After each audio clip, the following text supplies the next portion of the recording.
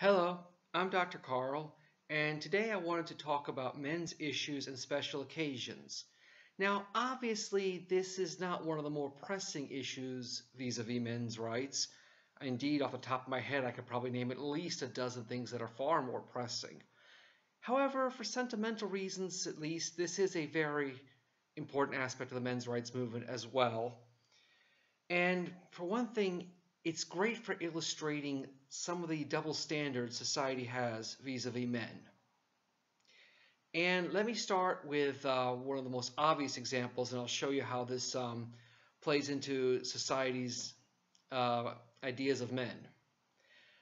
International Women's Day. For those of you who don't know, International Women's Day was started in the Soviet Union and quickly spread to the other East Bloc countries during the Cold War. Why, you ask? This is pure speculation on my part, but my guess is it probably was simply due to a need for holidays. What do I mean by that? Think about it. In most countries of the world, the vast majority of holidays are connected to one of two things: the dominant religion or national identity. Take the United States, for example. Think of all the holidays the United States has.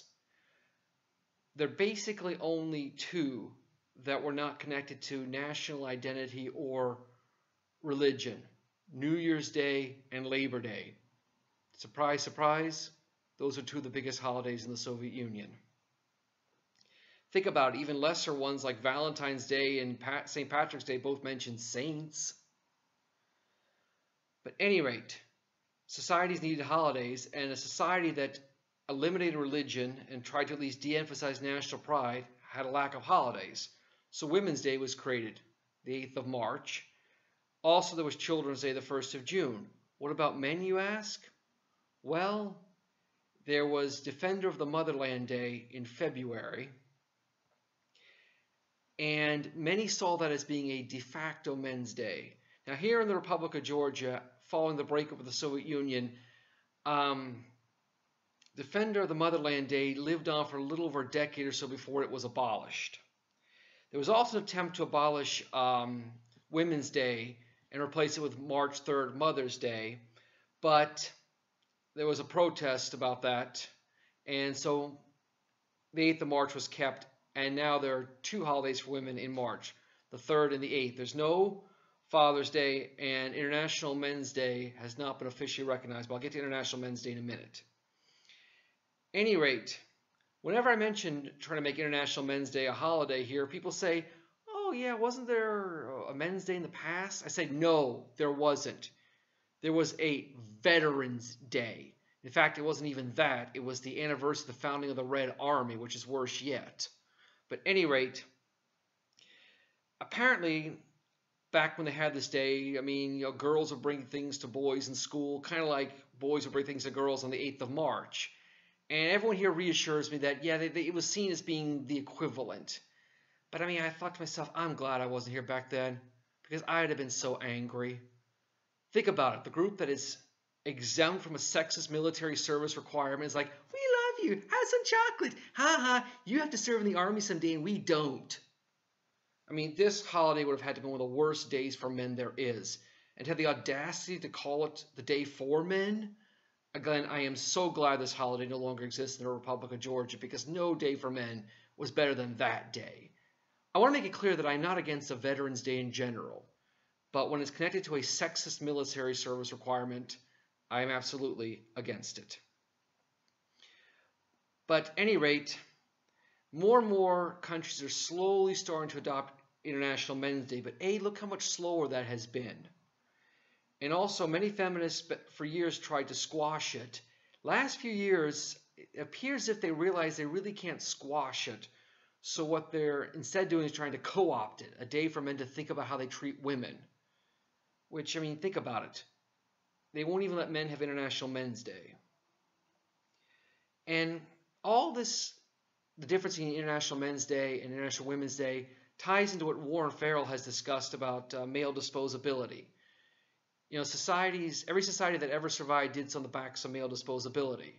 So women get a day just for existing. Men get a day connected only to military service. It's like you want society to love you and honor you like women are honored on the 8th of March. Well, do military service, then you'll get that honor.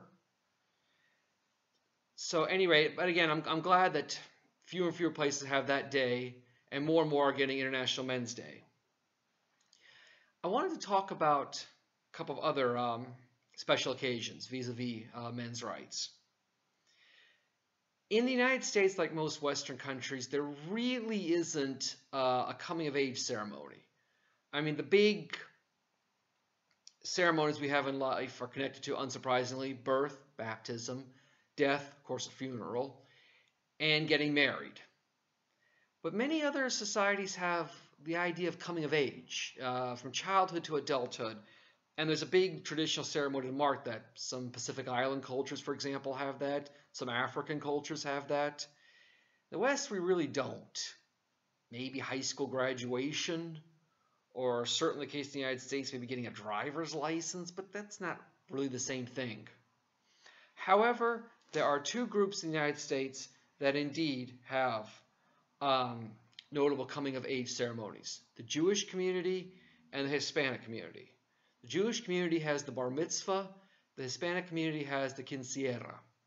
Now, historically, one was for boys only, the other was for girls only. And in both cases, there was a logical explanation for this. In the Jewish tradition, in order for a Jewish ceremony or service to be valid, there had to be at least 10 Jewish men present. And once a 13-year-old boy had a bar mitzvah, he would count as one. I mean, girls would come of age too, but it didn't quite have the same significance. By contrast, in the Hispanic community, the thinking was when a girl reached 15, she was ready for marriage. So, I mean, she was kind of kept at home, but now she's ready to date. She's 15, and here she is, to be presented. Do any of you want to marry her? And, I mean, what about boys? Well, yes, there comes a moment when a boy starts to date, but it didn't have the same significance. It's not like, here's our son, So for that reason, there was no male equivalent. Well, as time went on, understandably, the Jewish girls felt left out. So the bat mitzvah, bar meaning son in Hebrew, bat meaning daughter in Hebrew, was created. So some of the more traditional, stricter Jewish communities don't have that, but thankfully many have that as well. There's a bar for boys and a bat for girls, and that way both get the coming of age ceremony that they deserve, and then you can have real equality. But what about the Hispanic boys? There's really no equivalent of the quinceañera, which has been called the wedding without the groom. And I remember I spoke to a Hispanic girl from the U.S. once, and I asked her, what did you get on your 15th birthday?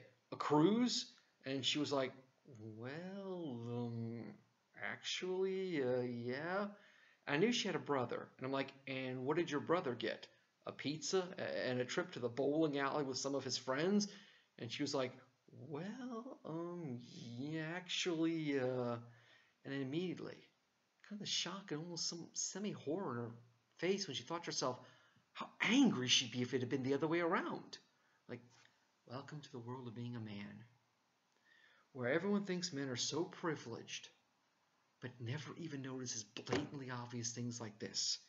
Is it right that in the same family, a girl turns 15 and she gets like a cruise, the wedding without the groom, whereas the 15-year-old boy gets, it's not nothing, but it's another birthday party, kind of like last year. Oh, you like the trip to the bowling alley and the pizza with your friends when you turn 14? Well, do it again now you're turning 15, right? And the irony in all of this is, of the two, the bar mitzvah and the quinceañera is the one that's really lost its original meaning.